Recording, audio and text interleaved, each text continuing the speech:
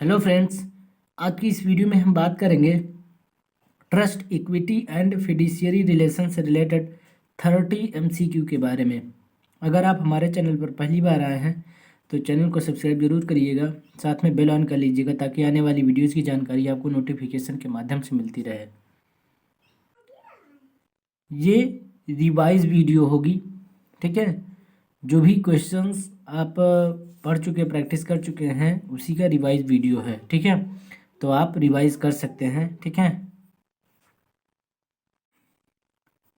देखिए, क्वेश्चन पहला कहता है भारतीय न्यास अधिनियम 1882 की किस धारा के अनुसार न्यासधारी का पद उसकी मृत्यु हो जाने पर रिक्त हो जाता है? तो धारा 70।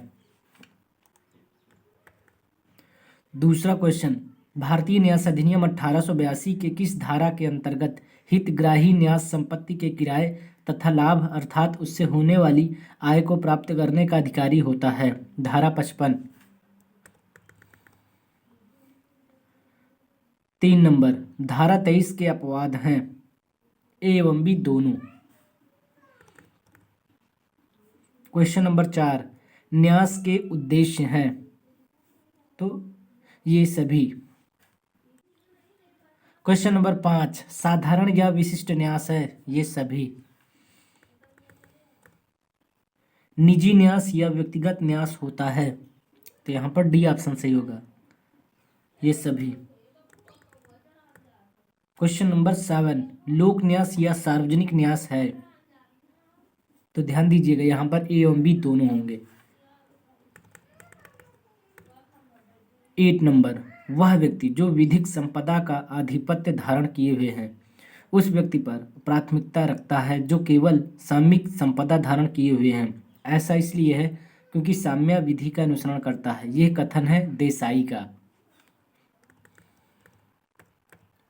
9 नंबर, पालन संपत्ति का ऐसा हस्तांतरण है जिसे दान ग्रहीता चाहे या नहीं चाहे, विधि की दृष्टि में इससे दाता के सभी पूर्ववर्ती आभार पूर्णता मुक्त हो जाते हैं। यह कथन किसका है? स्ट्रॉहन का है ये कथन। 10 नंबर, साम्य कानून में समानता के कारण उत्पन्न दोषों का सुधार है। यह कथन किसका है? अरस्तु का है ये कथन।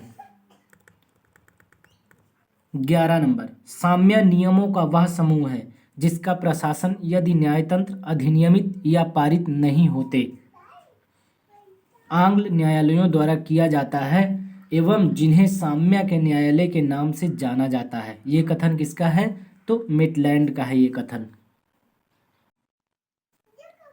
क्वेश्चन 12 नंबर कहता है इक्वैट्स का अर्थ है समान अथवा समतल बनाना।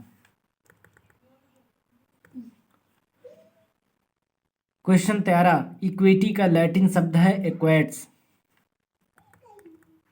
14 नंबर, सामान्य विधि के किन कमियों के कारण साम्य का जन्म हुआ?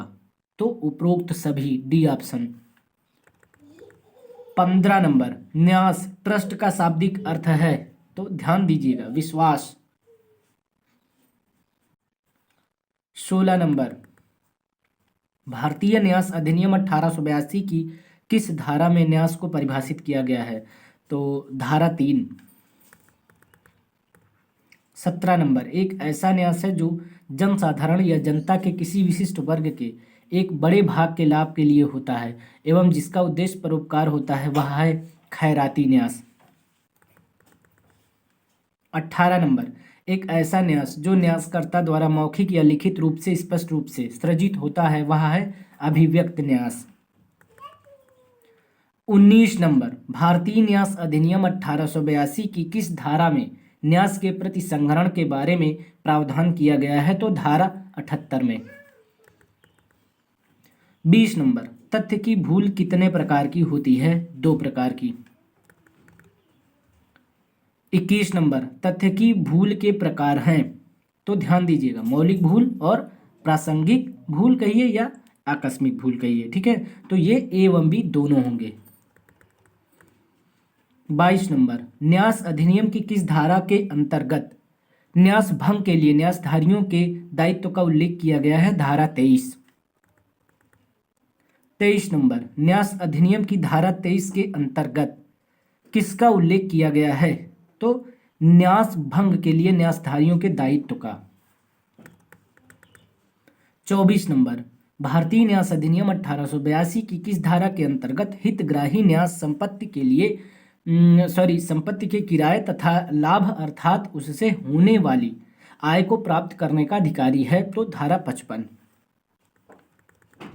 25 नंबर, भारतीय न्यास अधिनियम 1882 की किस धारा में न्यास के अवसान के बारे में बताया गया है?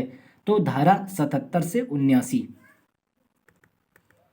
26 नंबर, भारतीय न्यास अधिनियम 1882 की किस धारा में हितग्राहियों के दायित्व के बारे में बताया गया है? धारा 68 एवं 69 में।